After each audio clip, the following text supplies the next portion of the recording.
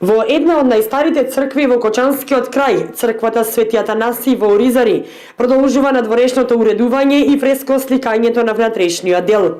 Црковниот одбор во првата фаза од обновата на црквата целосно ја смени фасадата, го поплочи дворот и започна со фреско сликањето на страничниот дел од внатрешноста на истата. Во тек е реализација на втората фаза од уредувањето, каде што е планирана обнова на подпорните ѕидови, како и хортикултурно уредување на просторот. Последна активност од обновата беше поплочувањето на внатрешноста на црквата. Црквата комплет е обновена внатре, надвор, како објект. Сега работиме на зацврстување на подпорните ѕидови со клесан камен.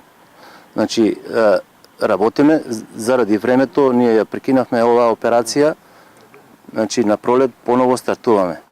Димитриев упати апел до сите верници да донираат средства за уредување на надворешноста на црквата. И свештениците се заблагодарија на донаторите, кои што досега несебично даруваа за храмот. Јас лично како парохиски свештеник сакам да кажам дека многу ми е драго што внатре во црквата така речи уредувањето го завршивме комплетно и многу ми е драго што од една селска или приградска црква веќе наликува на градска.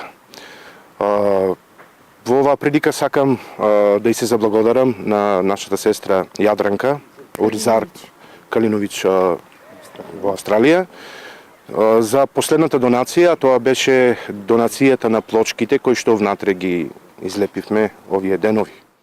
Следна активност како дел од втората фаза од проектот, велат од иницијативниот одбор, е хортикултурно уредување на дворот на храмот, како и изградба на влезна капија од западната страна.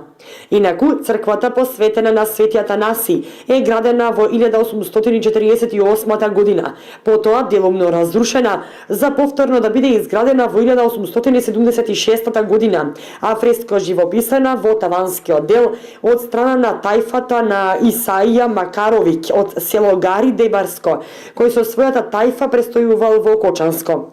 Од 55-те икони колку што се наоѓаат во црквата во Оризари, 17 од нив се наоѓаат во регистарот на регистрирани икони на Заводот за заштита на спомениците на културата во Македонија.